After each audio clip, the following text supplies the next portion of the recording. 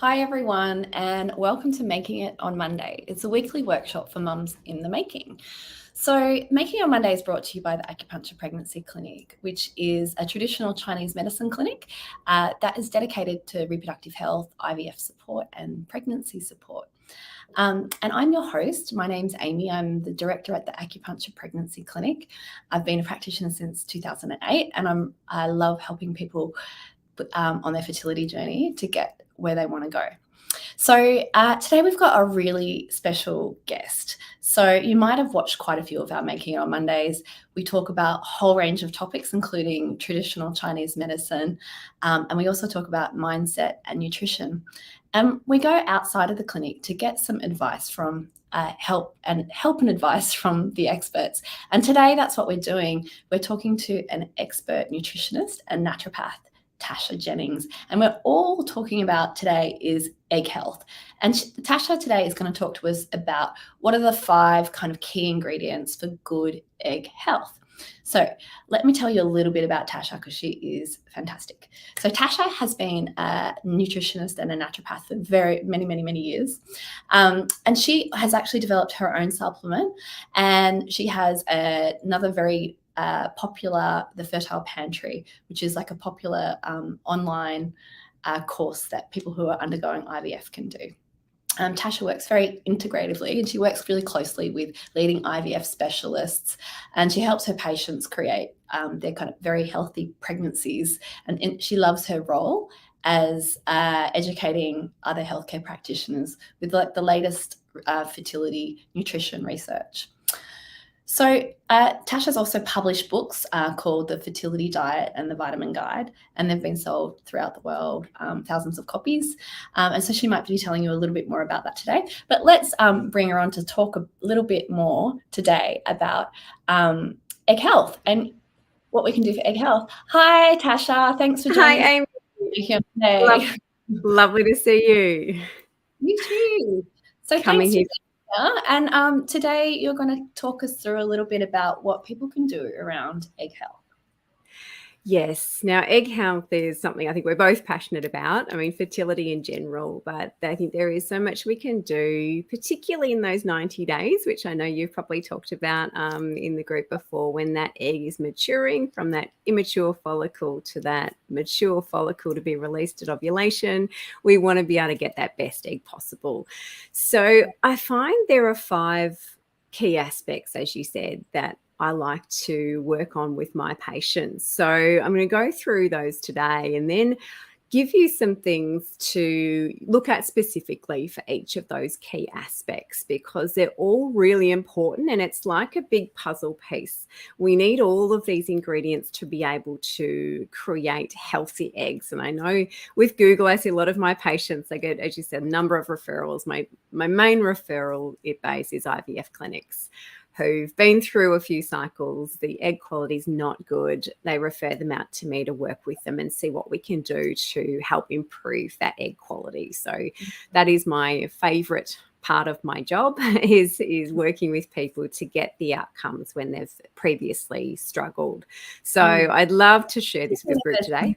Thing that people can kind of can do if they feel like egg quality is an issue, that there's some steps that they can do to potentially like help their egg health. Absolutely. And I think it's really empowering to be able to have that, to know that that is a possibility, because I've had some patients come to me who have thought they could not conceive naturally because that's what they've either misheard or maybe been told. And we've even created natural pregnancies, before they've gone back to IVF, because we can do a lot, working with egg and sperm, but we're working on looking at egg today. But there's a lot you can do. Even if you are getting older, these things become particularly important. So we have to put more emphasis on there. So the 5 key things we're going to talk about, and I'll break down what they are and why they're important. And the first one is energy. We need a ton of energy to get all those chromosomes to line up correctly. It takes a lot of energy in that body to be able to mature that follicle and get them all to line up. And I love there was a study that showed that in humans, the mature egg cell, or oocyte, contains the highest number of mitochondria among human cells ranging from 100,000 to 600,000 mitochondria per cell. And in human embryonic development, the number of mitochondria and the content of that mitochondrial DNA in each of the mitochondria and the subsequent activity affects the production of oocytes, the fertilization of oocytes, and that early embryonic development. Wow. So in basic terms, we need, going back to U10 biology, we know the mitochondria is those energy powerhouses. So basically that egg is an energy powerhouse, and it needs to be. But as we get older, we just don't have that abundant energy available as we may have when we were younger. So we really need to be able to fuel that energy so that we can move the needle and allow for that energy to be able to facilitate all those chromosomes to line up correctly, so we're not getting the chromosomal abnormalities which are common as we age. The chromosomes are lining up and we get that good egg at the end. So energy is huge, right up there. Yeah. But it's not just about energy. Sure. But energy is number one. Energy is my number one. And I think that goes without saying. I love that quote there. I'll read that. But, basically, in lay terms, we just need a lot of energy. Yeah. And especially, I think, I love the fact that really I joke with my patients that as women, we are designed to get our men and fix them up a little bit. We just make them that little bit better, and then we can we're happy with that. And we do that at a cellular level, at a biological level. So the egg can get a sperm that's kind of okay, and it has the capacity to fix some things that may be wrong with that sperm and still go on to create a healthy pregnancy. And I find that absolutely amazing that our cells are able to do that. Our eggs are able to do that. Mm-hmm. But as we get older, probably as we get older as well, we don't want to do that. We don't have the energy to put the time and the effort into fixing the problems. So no pressure, men. We need Olympic athlete sperm, and we need to fuel our own energy so that we can do that. Yeah. So energy is the number one out of my 5, and I'm going to give you at the end some things that you can do. So I'm saying, so you might be thinking, do I have lots of coffee? No, that's not the case. We want to be able to fuel that real energy. So I'm going to give you some tips on how to do that. And this is making a lot of sense from a Chinese medicine point of view too. We look at it the same way. Obviously, we're talking a different language, but we're looking at this concept of energy is really important as well. So I'm excited to hear what about the next one as well. I love chatting with you about this because there is so many overlays, and I know we're chatting for the podcast actually, for my podcast about Chinese medicine, and I love that your 5 elements, and I think there is so much crossover and ways we can work together, and I know we're both passionate about that integrative medicine, which is all of us working to the same end. Hence why I love working with specialists. I love working with acupuncturists, Chinese medicine practitioners. I'm married to a cardiologist. Everyone says, how are you married to a doctor? You're a naturopath, aren't you? We all want to work towards the same end. We all want to get you a healthy pregnancy. So energy is a key, as we've seen. The other thing is that DNA development. We need building blocks to build healthy DNA. We are creating another human being. And I find the process of life absolutely phenomenal, that we can, from this tiny cell that we can't even see, you cannot see our eggs. They are so small, but they contain all the DNA that is required to create another human being, to start a new heart beating. So that requires the right building blocks to help to facilitate that growth and development. So I talk about these in my Your Fertile Pantry program that you mentioned, where I go over the 6 weeks and we go through in far more detail than we are today about how to improve each aspect and give you some recipes and supplement guidelines and blood tests and things like that to help to improve those. But we need the right building blocks. So that's number 2, energy, and then DNA development.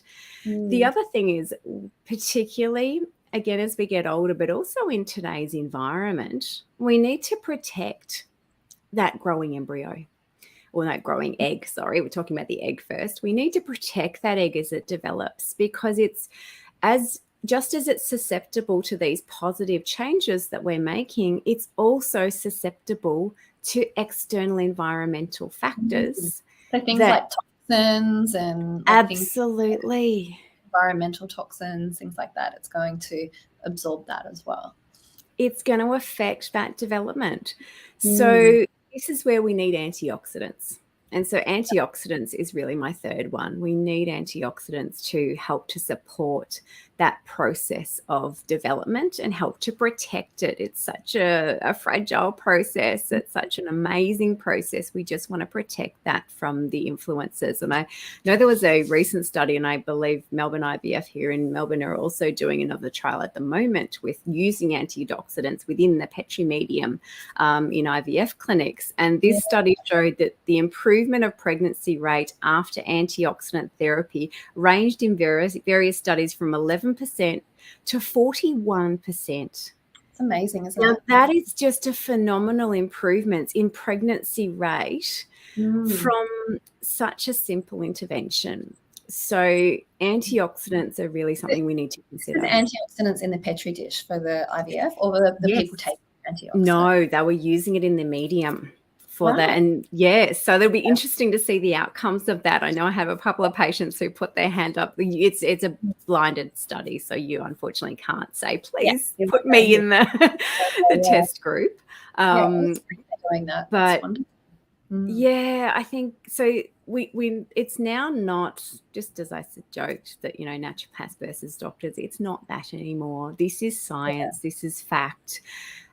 Although you and I both work in science. Antioxidants and things like, I know you're going to talk about coenzyme Q10 at some point. Absolutely. These things like antioxidants and coenzyme Q10, which, 15 years ago, I remember when I first started practicing in the fertility space, these were the things that we're talking to patients about, and their doctors were sort of saying, oh, I don't know. But now these days, there's really like quite a lot of substantial sort of evidence and reasons why you'd want to be kind of considering this if you're undergoing any sort of fertility treatment, I think.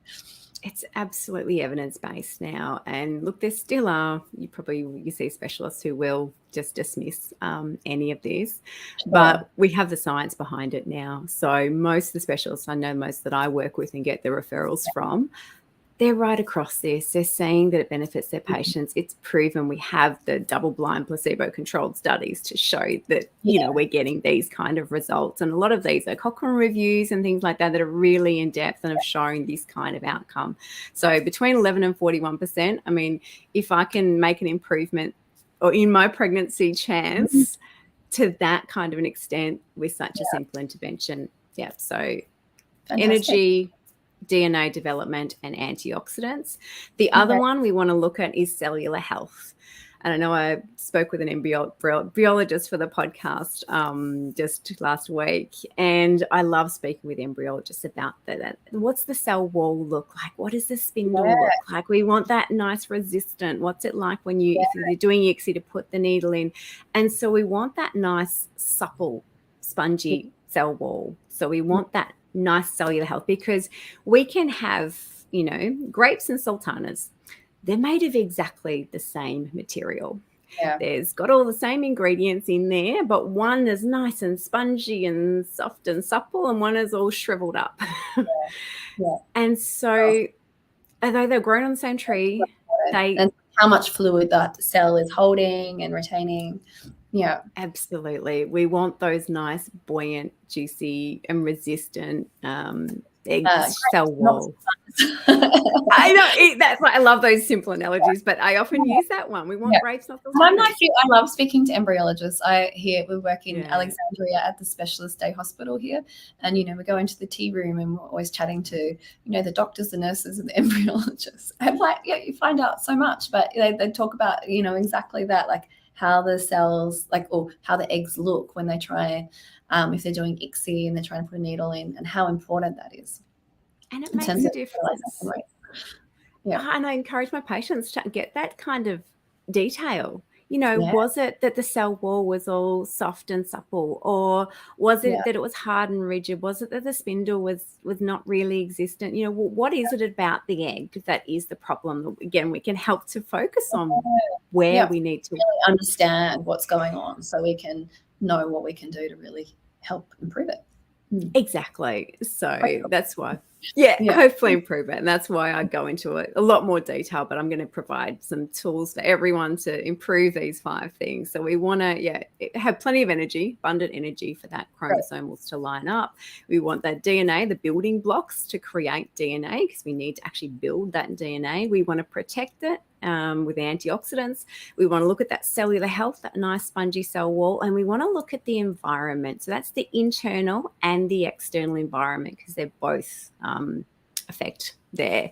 So that's where we're particularly talking about that follicular fluid and what is in that follicular fluid. We want that to be, there's been studies showing that if there's higher vitamin C in that follicular fluid, you're going to get better outcomes. So we want that follicular fluid to be high in antioxidants. We want our external environment to reflect what we want on the inside. So as you said before, our perfumes, things like that. I know IVF clinics, you can't wear perfume in the labs. We kind of want to do the same thing. Yeah. And I don't think it's common knowledge. I can't tell you how many patients, they might come in for, they're doing an IVF cycle and they're like, I just want to pamper myself. I might go get a manicure and a pedicure. And you're like, maybe that'd be better than another day. Like right now is not the time. I think, these are some of the things that I think, sending people to naturopaths and nutritionists and other complementary medicine practitioners like ourselves is really valuable, because you can start to get a kind of more holistic idea around the different things that might be impacting fertility and health. And they can be simple changes. You don't need to be perfect. It doesn't mean you need to go all organic and, you live in a Zen tent. And that's not what we're meaning. It's making these simple shifts that can make a big difference. So some simple shifts I look at in, so looking at all the factors for energy, coenzyme Q10 is my biggest one. Coenzyme Q10, it's part of the Krebs cycle again. If we think back to our high school, chemistry class. Research now. There's not many doctors who don't test it. No, and we produce it, a lot of it. When we're younger, we don't produce as much as we age, particularly if we're over 30. And most of my patients, a lot of them over 40, it's very normal that we're not producing as much. So we really need to fuel something that we used to produce a lot of to help with the energy that we're not so much. So I recommend between 300 and 600 is the clinically studied dose of the coenzyme Q10, ideally in ubiquinol form, since a better absorption. But that can have an effect, male and female actually, sperm health and egg health, but lots of studies on that because it helps with that energy. Then when we're talking about DNA development, there's kind of 2 key aspects I look at that. We want to look at the nutrients. We want to look at the nutrients that help to fuel that DNA. So we want to make sure we've got the right folate, absorption of folate. We want choline, which is really important for that brain development in the early stages as well. Yeah. We want iron in a really well-absorbed form. Iron should not be constipating you. Vitamin B12, we want that in a really good dose. I like to balance that with folate. And we need a good level of vitamin D. So everyone should be getting vitamin D levels checked, because it really does affect egg health. So a good prenatal will provide most of those. And obviously as you mentioned, I have my own supplement, Zycie, that I produced when I was wanting to conceive, to make sure you're getting the right form of folate, the right form of choline. I think it's really important that people get a good prenatal, and they're not all made the same. And I think there's a few people who have created their own, who are naturopaths and nutritionists, and they're fantastic. I think, it's really important that you go and see a practitioner and make sure that you're getting a good prenatal, because while they might even say they have these things, they might not have them in the therapeutic ranges and doses, like you talked about, that are really kind of important for fertility.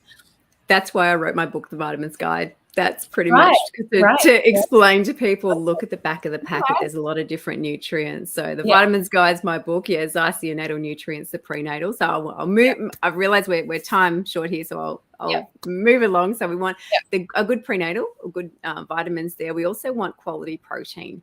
And when I'm talking quality protein, that's not a keto diet and a meat-heavy diet. That is getting a good balance of protein. Around 1 gram per kilo of body weight is probably a good place to start. And I always provide people with vegetarian sources as well, so we can really get that good quality protein. We want to look at that cellular health. And I love the studies that show that eating a diet rich in omega-3 and lower in omega-6 has been shown to prolong reproductive lifespan and improve egg quality. And even short-term dietary treatment with a diet rich in omega-3 fatty acid initiated at that time of normal age-related decline in fertility is associated with improved oocyte quality. And a diet rich in... Sorry. We're talking about good quality fish oils, yeah? With a good quality fish oil. It is really simple. Good quality fish oil. And there was this reasonable improvement from that time. They initiated it in the study at that normal time that it would start to decline. And by giving that fish oil, it actually helped to prevent that decline. And the other one showed that there was associated with more precursor cells and a better egg reserve. So all of these things are what we want to be achieving. And it's as simple as getting a good quality fish oil, again, from someone like yourself or myself, not from the dump bin in the chemist shop, a good quality that has that right amount of the DHA and EPA. Antioxidants, a simple thing you can do yourself is to just get color. In my program, I give everyone a little cheat sheet, and they've got that's week 1. We just tick off. Like it's like a kid's primary school thing. You just tick off all the colors and see. We have a bit of a challenge. How many colors can you get into your diet? It's really that simple. Just amp up the color. I read in New Ideas, so don't quote me on this study, but that Mariah Carey had a day where she just ate purple. And so I'm like, I don't know if that's true. Is it probably not a good context, but I get what she was doing. So purple is the color we miss most. And the environment, BPA exposure, it's associated with reduced peak oocyte yield, increased odds of implantation failure, and affects oocyte maturation. So plastics are a big one. Yeah. Great. And just kind of going back to the color thing, I love that, because in Chinese medicine, we really look at colors when we look at dietary therapy as well. So we say eat red foods to enrich the blood, eat green foods to help with the liver.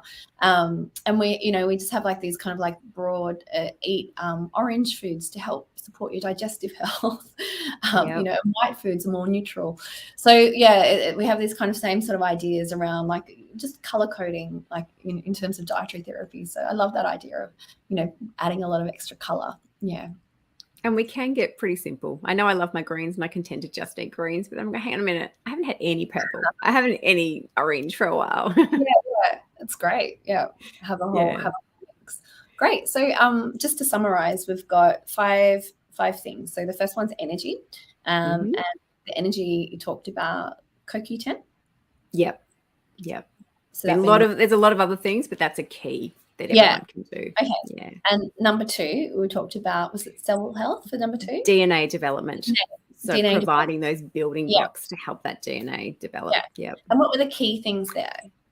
Key things there are the key nutrients. So good prenatal. So looking at your folate, your B12, your choline, you get your iron, they're probably your key ones, plus all the others, and good quality protein to help, because DNA is a protein, to build that healthy eggs. Yeah. Great. And tip number 3? Tip number 3 was protection, antioxidants. We want it's such a fragile process. We want to just make sure that we've got that follicular fluid nice and healthy, and there's lots of antioxidants in there. So vitamin C's are a great one, but just color is an easy way without adding more supplements to your regime is just get that color in. Yeah. And tip number 4? Tip number 4 was cellular health. So that nice buoyant cell wall, that nice spindle, and omega-3 is one of the best things you can do. Grapes, not sultanas. Yeah. Grapes, not sultanas. Yep. And number 5. Yeah. And then number 5. Yeah. Number 5 was the environment. Yeah. So making sure particularly and BPAs and things like that. Perfumes and BPAs are the 2 that are pretty easy to get rid of when you're aware of it, and they are found in follicular fluids, so we just want them out of there. Okay. Wow, that's great. Thanks so much for being with us today as our special guest. You've really, I think, really helped people feel a bit inspired about what they can do to really improve their egg health. So thanks so much for being with us today, Tasha. And as you were mentioning that people can come and do the Fertile Pantry. Yeah, so I have a wait list at the moment, and the program will be launching next in October. But in the meantime, you can download the free checklist that I have, which has some really simple swaps you can make now that help with these things, plus some recipes that help to amp that up. So created one for your listeners particularly. That's tashajennings.com.au/checklist APC. Great. And so we can just pop a link in the comments. Yeah. In the comments, and then you can download that to get started. And the Your Fertile Pantry program, the waitlist has started. So jump on that, get a lot of tips and start getting some info before we start. And that program has sold out most times I've run it. So jump on the waitlist so that you can get in when doors open. Yeah, fantastic. Oh, thank you so much for being with us today. And today on Making It on Monday, we have guests like Tasha. And if there's anything else you want to find out a bit more about, just pop over to our private Facebook group, which is called the IVF and Fertility Support Group. It's completely free and it's completely private. And we've also kind of got all our past recordings for Making It on Mondays with Louise Jeffrey, myself, and also some special guests on a whole variety of topics that are going to help support and empower women who are trying to make it on Mondays and mums who are in the making. So thanks so much, Tasha, today for joining us. And if people want to find out more, just leave a comment and we'll go from there. Okay, thanks so much. Thanks for having me. Everyone. Have a great day. See ya. Bye. Bye.